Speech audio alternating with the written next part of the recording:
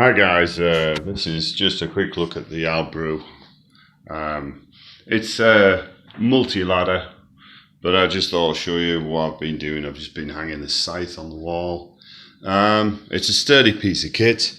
There's only really one drawback, and that is this catch. And it says open, but to move this, you do need some kind of tool, because you can just literally scrape your skin off your hands dead easy. They could have done with some kind of a bigger cat, something like I don't know, something that you could just push in on that. This is the only thing, but the plus side is you've got these really cool, I mean, they grip really well at the bottom, and then going up the ladder now, it really feels solid. It does flex like all ladders, being aluminium, but itself it's a strong piece of kit, and it, you feel like when you're actually on it, you are on it, even with my crappy Crocs on. So yeah, it's a good piece of kit, but I'm going to show you what it looks like folded up.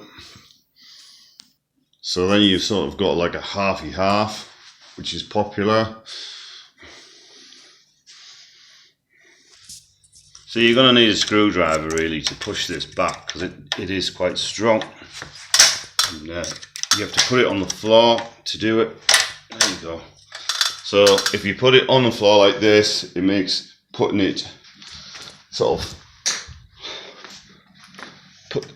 putting it in half a lot easier, and then we bend it round.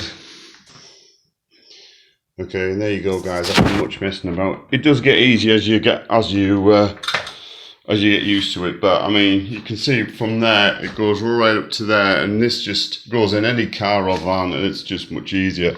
It feels so solid, but yeah, just thought I'd show you that. That goes back in the shed. Thanks for watching. Would I recommend it? Well, I'll give it an 8 out of 10. Everything's perfect on it apart from these.